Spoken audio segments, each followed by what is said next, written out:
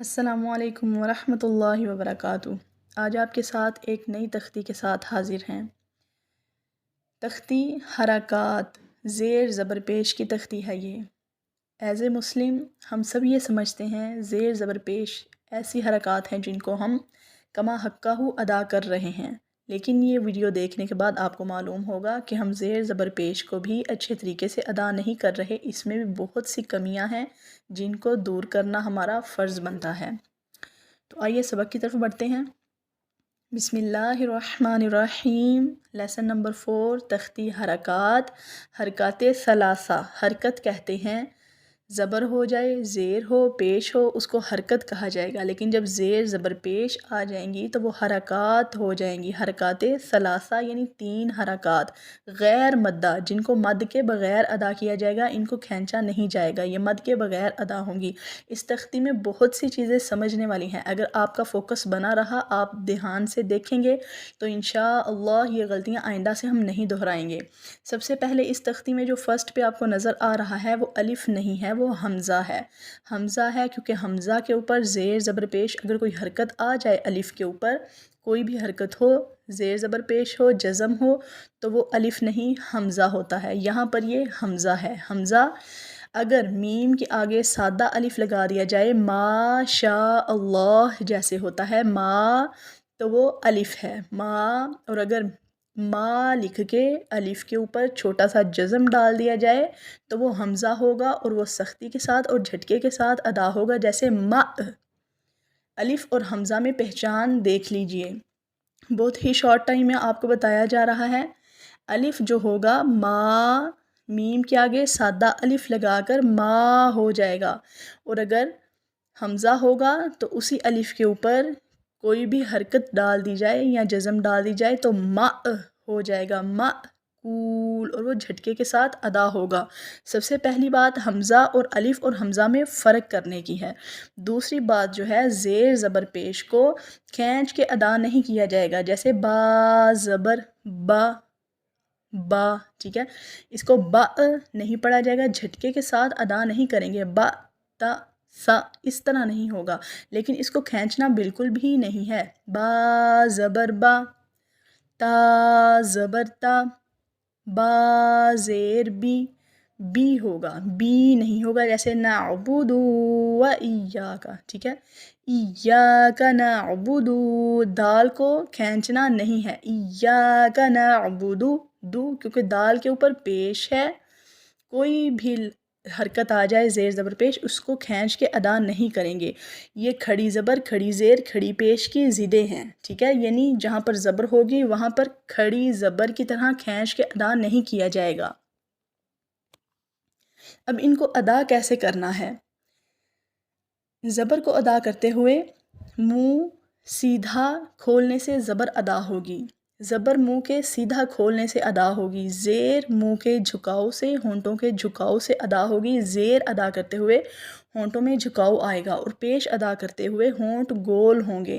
ان زیر زبر پیش کی پروننسیشن میں آپ نے یہ خیال رکھنا ہے کہ جب آپ زبر ادا کریں تو منہ سیدھا کھلے گا، جب پیش ادا کریں تو ہونٹ گول ہوں گے، جب زیر ادا کریں تو جھکاؤ کی طرح زیر ادا ہوگی، ہونٹ جھک کر زیر ادا ہوگی۔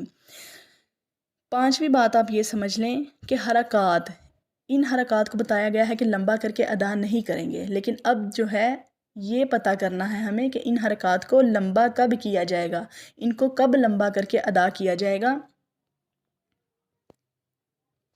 جی دیکھیں اسکرین پر آپ کو نظر آ رہا ہے، جب ہم سمپل با کو لکھیں گے، اس کے اوپر زبر ہوگی تو یہ ہوگا با، با، جھٹکا نہیں لگائیں گے، با۔ اگر با کو الف کے ساتھ ملا کر لکھ دیا جائے گا تو یہ ہوگا با، ایک الف کے جتنا کھینچ کے ادا کریں گے اس کو بقدر ایک الف لمبا ہوگا، با۔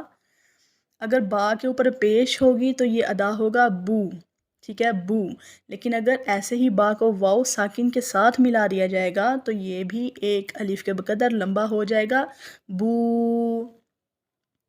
ایسے ہی با کے نیچے زیر ہوگی تو یہ بی ہوگا، لیکن اگر اسی طرح یا ساکن کے ساتھ با کو ملا دیا جائے گا تو یہ ہوگا بی، جیسے آپ کو سامنے نظر آ رہا ہوگا، با، بو، بی۔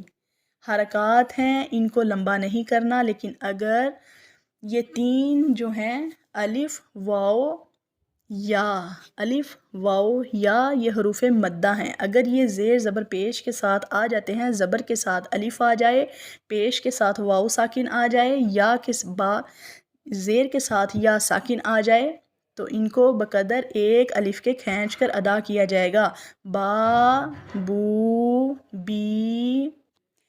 جیسا آپ سکرین میں دیکھیں، قولا میں قوف کے آگے جو ہے وہ الف ہے، قوف کے آگے جو ہے وہ الف ہے۔ قولا میں الف جو ہے یہ حروف مدہ ہے، یعنی اس نے زبر کو ایک الف کے بقدر کھینچ کر ادا کرنا پڑے گا۔ قولا، اعوذ میں دیکھیں عین جو ہے اس کو عین کے اوپر پیش ہے اور واو ساکن آنے کی وجہ سے اعو کو کھینچ کر ادا کرنا پڑے گا، اعو۔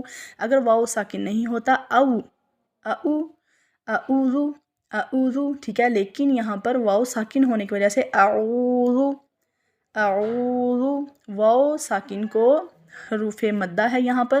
اور داعی میں دیکھیں یا ہے، عین کے نیچے زیر ہے، آگے یا ساکن ہے، تو یہاں پر داعی میں جو یا ہے اس کی وجہ سے زیر کو ایک الف کے جتنا کھینچ کر ادا کیا جائے گا، قال، اعوذ، داعی۔ اور اسی میں ایک بات اور سمجھ لیں، قولا کے اوپر جو زبر ہے، یہ زبر اگر پر حروف کے اوپر آئے گی تو یہ پر ہی پڑھی جائے گی، یعنی موٹے حروف کے اوپر آئے گی تو موٹی ہی پڑھی جائے گی، اگر باریک کے اوپر آئے گی تو باریک ہی پڑھی جائے گی۔ جیسے قولا میں قوف کے اوپر ہے تو زبر بھی پر ہوگی، اور اگر کالا باریک کاف کے اوپر آئے گی تو کالا اس میں بھی باریک پڑھی جائے گی۔ چھٹی بات اس میں سمجھ لیں، ان حرکات کو مجہول یا معروف پڑھنا کیسا ہے۔ ان کو مجہول کیا ہوتا ہے، معروف کیا ہوتا ہے؟